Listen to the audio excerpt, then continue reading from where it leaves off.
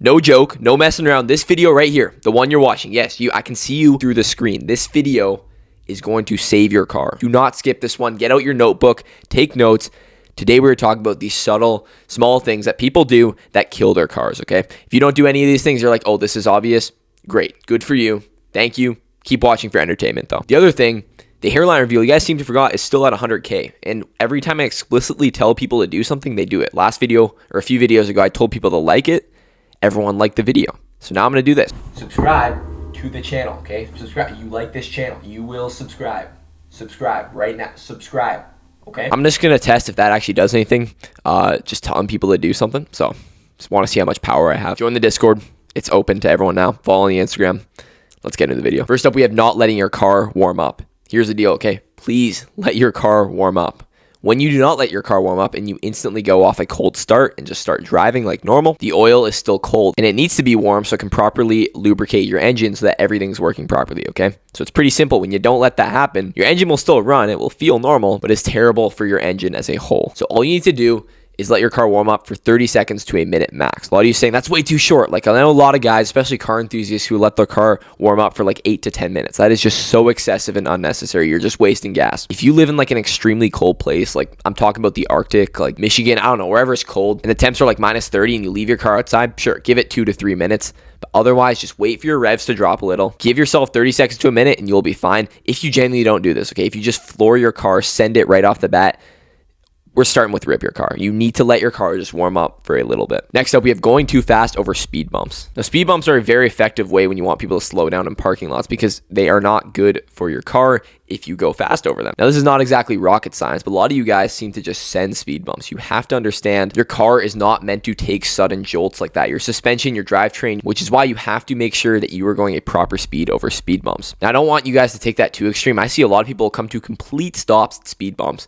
and then ever so slowly take like legitimately 5 to 10 seconds just across the speed bump. Don't do that either, but definitely don't send the speed bumps. If you do this, stop doing it. Next up, we have one of the biggest myths ever told in the car maintenance world, in the car world in general. Now, a lot of people say putting your hand on your gear lever, like resting it there, will like prematurely wear your transmission. There is zero evidence to prove that this is true. This is one of the biggest lies. I don't even know who's spreading this. I wanted to say like big car or something, but I don't know why anyone would make this seem true. It's completely overstated, okay? Don't push down on your gear shifter or whatever, but like resting your hand there, it's your hand. It doesn't really weigh much at all, okay? I need you guys to understand this is not a big deal. If it's comfortable for you, go for it. Not bad at all. Next up, we have using lower octane gas than your car recommends. Oh my god, please just, if you're going to not skip any part of the video, please do not skip this part, okay? Listen, that octane rating, you know, when it says when you buy that nice car and it's like, oh, use premium fuel, that's not for fun. They're not partnered with Shell or Esso or whatever to make you spend more on gas. That is a serious thing, okay? Your engine is tuned for a specific octane of fuel. Do not ignore that. You can go above if you want. It won't really do much, but do not go below. Now, why? Okay, in the short term, you will get a performance decrease. You may not feel it that much, but your car does not perform as well. More important thing is it is terrible for your engine. Okay, long term,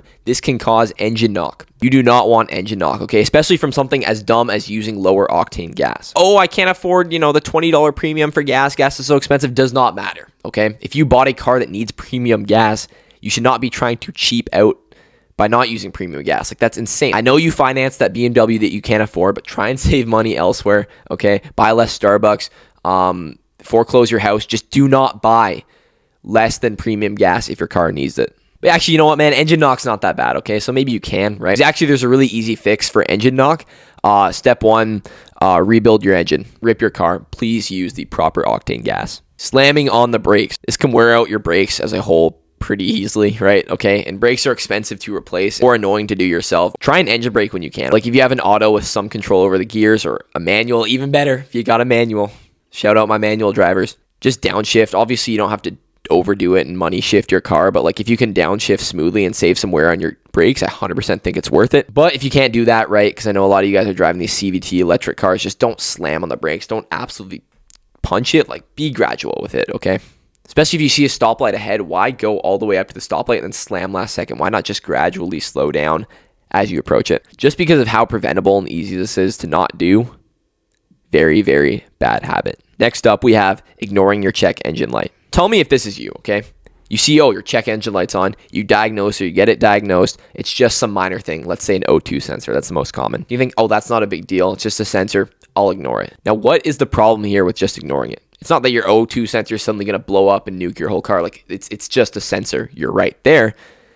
But the issue is that your check engine light essentially becomes useless. If it's always on, then when are you actually going to believe it? Never. It's a classic boy who cried wolf scenario. If you don't address this check engine light or constantly check it to make sure it's just the O2 sensor codes showing up, one day if something serious comes up with your car that you don't quite notice, but your check engine light would light up for, you're not going to know. There's not 2 or 3 check engine lights. There's one. There's a singular check engine light, and it's either on or off. Another very bad habit, don't neglect your car like this. This is an important thing to have on your car, and you should always know why it's lit up and then work to get it not lit up. Does that make sense? I think it should make sense. Overloading your car. Okay, this means putting too much cargo, people, just putting way more, like hundreds of extra pounds in your car constantly. This is just terrible. Imagine living your life with like a 70-pound weighted vest, walking everywhere, like how much wear and strain that would have on you. Exactly the same applies to your car. Now, no one's really doing this for extended periods, at least I hope. If you do this quickly, it won't be the end of the world, but over time, it's definitely not great. I'm going to put this not ideal, unless that is you have a truck with a rated payload capacity. Fair enough, but other than that, be very careful about this. Next up, we have constantly flooring your car. Now, look, I am not against the occasional pull, okay? I love doing pulls, right? Hitting near red line, it's fun. A lot of cars are built for that, but if you're constantly doing this, it's pretty standard. It's going to wear out your engine quicker. It's also just obnoxious. So if you want to hit the occasional pull on some empty road with no hazards, nothing, go for it. But if you're always straining and wringing out your car and always hitting red line, like maybe not ideal. Maybe not ideal. It can really strain your engine. If you're always doing this, it's a very bad habit. Guys, I did some thinking. The ones coming up are a lot worse. I'm gonna bump the brakes one down. Next up, we have prematurely shifting to reverse. Okay, so let's say you're pulling up to a parking spot and you're still moving forward, but you want to go in reverse to say back into the parking spot. Lots of people prematurely shift your car into reverse before you've stopped moving forward. Now, it should be abundantly clear what's wrong with this. If you're going forward, but your gearing is set up so that reverse is the direction you're supposed to be heading. Like, I'm not explaining this well, but you should see the vision here. Not a good idea. Unless you want to visit your transmission specialist and get a rebuild done, which personally I wouldn't want to do. I would avoid this at all costs. Rip your car. Ignoring potholes. Potholes are serious, okay? They mess up your alignment. They're like speed bumps, but worse, okay? Do your best to go around them, okay? Unless it's physically impossible, do your best. Throw on your hazards. Make sure to avoid them, especially if they're bigger potholes and it's at higher speeds. I actually got my alignment completely messed up from a pothole. It's not that bad, but it's like visibly off. It puts a strain on your whole system if you hit a pothole hard. Can cause damage if it's serious enough. It's a very bad habit if you don't avoid potholes. Next up, constantly running your car on super low gas or near empty. Now, a lot of guys think, oh, well, the car still drives. What's the issue? The issue is the strain this will have on your fuel system, okay? Specifically your fuel pump, your fuel filter. And if you let these go for too long, this can then lead into more significant engine problems. You need to be running at least a decent amount of fuel in your tank. And by decent, I mean never aim to be that far below a quarter tank. I get it, gas is expensive, but like you should never be to a point where you're running on empty. So honestly, the best way to avoid this is just every time you go fill up with gas, get a full tank, okay? I know full tank of gas is a luxury in today's economy, but you're going to need to fill up anyway, so why not get the full tank and fill up less frequently? I've never understood the people that just constantly put in 10, 20 bucks of gas over and over again. It adds up to be the same, if not more, because you have to drive to the gas station more often. So if you consistently do this, this is a very bad habit. Finally, we have not cleaning the underside of your car. Now, this one's conditional because it only depends on where you live. Basically, if you drive in salted, snowy roads. Now, salt corrodes things like the underside of your car. So if you're constantly driving in the salt, going home and letting the salt sit on the underside of your car, it is going to make it rotten. I once had my control arm snap, okay? And the control arm connects your steering to your wheels, so you can maybe see why that's important. It literally snapped because of how rotten the car I used to drive was underneath, okay? It was a snow car, fully rotten. The control arm straight up snapped. Now, that's not very common, but you can see the kind of stuff that happens when you let the underside of your car rot. It's very conditional. It's only for the winter, but if you never clean the undercarriage of your car, you need to start immediately. That was all for the video. As I said, the Discord is open to everyone, just a standard Discord link, no BS. Thank you for watching the video. See you in the next one.